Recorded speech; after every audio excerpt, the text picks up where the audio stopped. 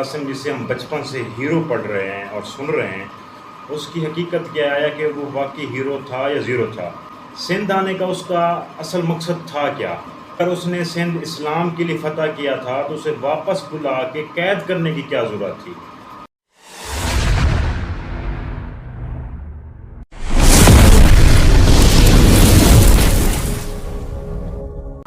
السلام علیکم، میں ہوں ایڈوکیٹ ماجد حسین اور آپ دیکھ رہے ہیں میرا یوٹیوب چینل۔ تو آج کا ہمارا ٹاپک کسی لا سے ریلیٹڈ نہیں ہے بلکہ ہسٹری کے متعلق ہے، جس میں آج ہم دیکھیں گے محمد بن قاسم کی اصلیت کیا تھی، محمد بن قاسم جو تھا وہ تھا کون۔ یہ بیسیکلی اموی خلیفہ گن لیتے ہیں یا وزیر گن لیتے ہیں اسے۔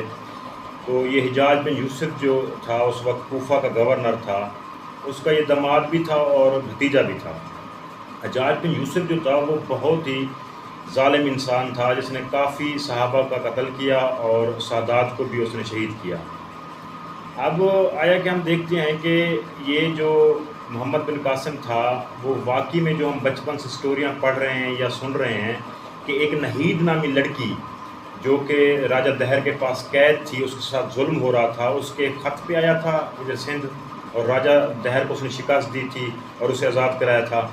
تو یہ ایک سٹوری ہے، یہ من گھڑت سٹوری ہے، اس میں کوئی اصلیت نہیں ہے۔ حقیقت یہ ہے کہ وہ یہاں پہ اسلام کی خاطر کوئی نہیں آیا تھا اور نہ ہی کسی لڑکی کو یہاں سے وہ بازیاب کرانے آیا تھا۔ اس کا مقصد صرف راجہ دہر کو مار کے اس کے پاس جو جن سادات نے پناہ لی ہوئی تھی ان کا قتل کرنا تھا، بس، اور کوئی مقصد نہیں تھا اس کا۔ اگر وہ یہاں اسلام کی خاطر آتا یا کسی لڑکی کی عزت آبرو بچانے کی خاطر آتا تو اسے عرب میں واپس بلا کے قید کرنے کی کیا ضرورت تھی؟ یہ سوال تو پیدا ہوتا ہے نا۔ اسے قید کیوں کیا گیا تھا؟ اسے قید اس لیے کیا گیا تھا کہ پیچھے حکومت چینج ہو گئی تھی، خلیفہ چینج ہو گیا تھا۔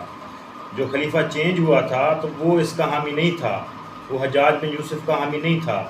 حجاج بن یوسف کے پورے خاندان اور اس سے ریلیٹڈ جو بھی لوگ تھے سبھی کا حامل نہیں تھا، وہ سبھی کے خلاف تھا۔ اب اس کی سٹوری یہ ہے کہ جب عبد الملک بن مروان فوت ہوا جو اموی خلیفہ تھا تو اس نے وصیت کی کہ میرے بعد جو خلیفہ بنے گا وہ میرا بڑا بیٹا جو ولید بن عبد الملک ہے وہ بنے گا، اس کے بعد میرا چھوٹا بیٹا سلمان بن عبد الملک خلیفہ بنے گا۔ لیکن ولید بن عبد الملک جب خلیفہ بنا تو اسے لالچ پڑ گئی، اس نے کہا نہیں بھائی، میرے بعد جو ہے وہ میرا بیٹا بنے گا، میرا بھائی خلیفہ نہیں بنے گا۔ اس نے سارے بزرگ بلایا، سبھی سے اپنے بیٹے کے لیے اس نے بیعت لے لی، جیسے کہ معاویہ نے یزید کی خاطر لے لی تھی بیعت سبھی سے۔ اب جب ولید بن عبد الملک نے بیعت لی تو صرف ایک وزیر تھا جو اس کے خلاف بولا، وہ تھے عمر بن عبدالعزیز، جو رشتے میں ان کے بہنوئی بھی ہوتے تھے اور اس وقت حجاز کے گورنر بھی تھے۔ جب وہ اس کے خلاف بولا تو ولید بن عبد الملک جو ہے وہ اسے غصہ آ گیا، اس نے کہا کہ میرے خلاف کیوں بول رہا ہے، میں تو خلیفہ ہوں۔ اس نے اسے قید میں ڈال دیا۔ اب وقت گزرتا رہا، اسی دوران جو ہے نا ولید بن عبد الملک کی ڈیتھ ہو گئی۔ جو ہی ڈیتھ ہوئی تو اس کے بعد آٹومیٹکلی سلمان بن عبد الملک، اس کا چھوٹا بھائی جو ہے وہ خلیفہ بن گیا۔ جب وہ خلیفہ بنا تو اسے اس کا احسان یاد تھا کہ سبھی میرے خلاف تھے، صرف ایک بندہ تھا جو میرے حق میں بات کر رہا تھا، وہ تھا عمر بن عبدالعزیز۔ اس نے اسے قید سے نکالا اور اسے پوچھا کہ بھی تم میرے حق میں بولتے رہے، بتاؤ تمہاری کون سی خواہش پوری کروں؟ تو اس نے یہی کہا کہ حجاج بن یوسف جو ہے وہ انتہائی ظالم انسان ہے، اس نے کافی صحابہ کا قتل کیا ہے، تو اسے اس کی سزا ملنی چاہیے۔ اس وقت سلمان بن عبد الملک نے آرڈر جاری کیا کہ حجاج نامی جتنے بھی لوگ ہیں سبھی کو قید کرو، اور اس سے ریلیٹڈ جتنے بھی اس کے رشتہ دار ہیں یا دوست ہیں سبھی کو قید کرو۔ تو کیونکہ محمد بن قاسم کو حجاج بن یوسف نے بھیجا ہوا تھا سندھ میں سادات کے قتل کے لیے، اس لیے محمد بن قاسم کو بھی واپس بلایا گیا، اسے قید میں ڈالا گیا۔ یہ حقیقت تھی محمد بن قاسم کی۔